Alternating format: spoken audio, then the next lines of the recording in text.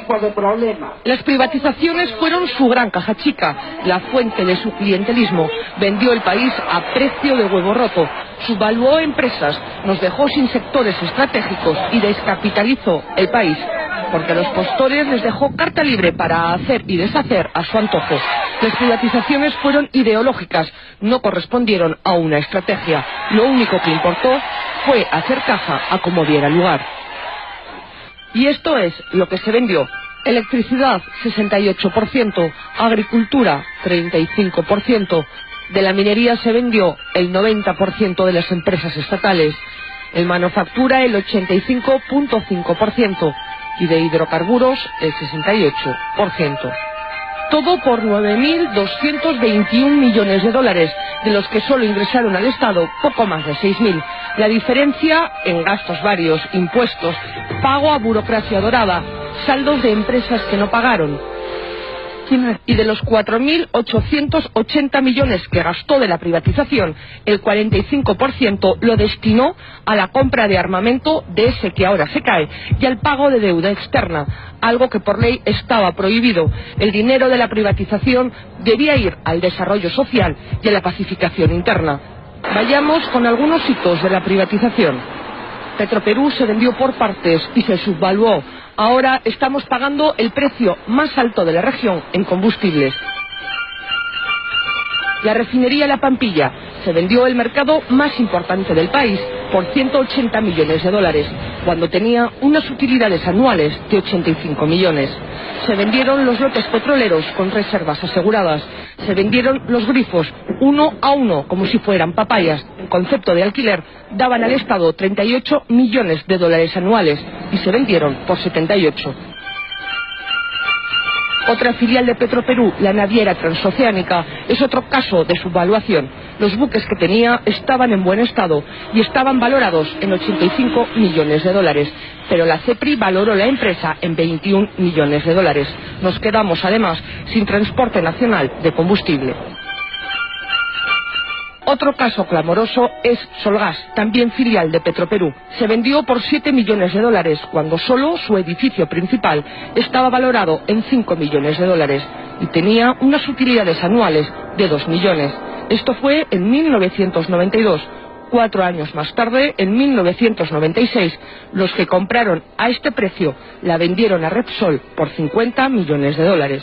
Aquellos que argumentan que la venta de Petroperú, Centromil Perú o Ciudad Perú generaría inseguridad en la defensa de la soberanía nacional, pienso que no conocen los hechos. Es todo lo contrario. Cuando Fujimori quiso reaccionar ya era demasiado tarde. De Petroperú solo quedaba la chauchilla.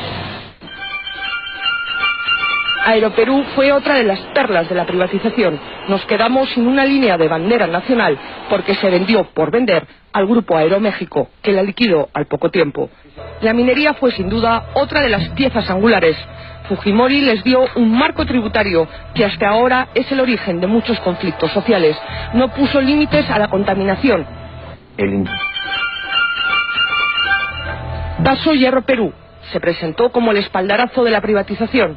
Se valoró en 22 millones de dólares y la empresa estatal china Shougang la compró por 120 millones de dólares, más el compromiso, hasta ahora incumplido, de invertir 150 millones de dólares más. Se les vendió las reservas de cobre y hierro por más de 200 años. Ahora la empresa china lo que ha creado es un grave conflicto social. Contamina, paga salarios de miseria, pero exporta 120 millones de dólares al año. Seguimos con la minería. Centromin era la principal minera del centro del Perú, era una empresa integral. Doerram compró una parte, Volcan la otra. En los dos casos no pagan casi impuestos, contaminan, no han cumplido con sus compromisos de inversión y tienen utilidades millonarias. Se vendieron a precio de risa. Por ejemplo, el yacimiento de Cerro de Pasco se pagó 61 millones de dólares cuando tenía utilidades de 20 millones al año. Nosotros evitamos y hemos tomado en este momento el local a fin de evitar que en este gobierno, que ya está en las postrimerías, se llegue pues a una coligación a entregar pues a unidades estratégicas que son de interés del país. Minero Perú también se regaló. Solo un ejemplo, por el yacimiento de cobre de Quellaveco se pagó 12 millones de dólares y el compromiso de invertir 2.800 millones más. Y hasta ahora solo se ha invertido 70 millones.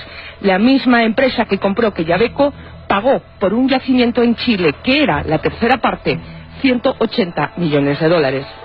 Y además se privatizó la luz, el teléfono, vendimos la carne y nos quedamos con el hueso. Hizo del país una combi, nos llenó de carros de segunda, trajo las AFP sin condiciones. Definitivamente fue el hombre guantán, cobertura transparente, fondo triturado. Él sí que cumplió con perder una oportunidad histórica. Al fin y al cabo, era un japonés sin respeto por el país que lo acogió. Increíble, ¿no? Qué sensación la que uno tiene después de ver esto. Para contarles una anécdota, Aeroperú se vendió en 19 millones de dólares. Solo las rutas de Aeroperú, solo las rutas, costaban 120 millones de dólares.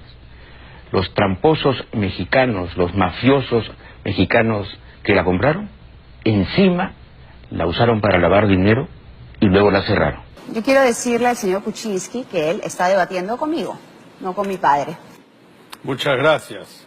Yo noto ahí en el auditorio algunos colaboradores de su padre que hoy son colaboradores suyos. Información de utilidad pública. Datos de los registros de asistencia y de licencias del Congreso. Keiko congresista. En más de 4 años, faltó a 500 sesiones al Congreso. 223 días de licencia por viajes al extranjero. De las 42 sesiones de la Comisión de Economía del Congreso, solo asistió a 7 sesiones, recibiendo 1.060.000 soles en los 4 años de labor parlamentaria, del dinero del pueblo.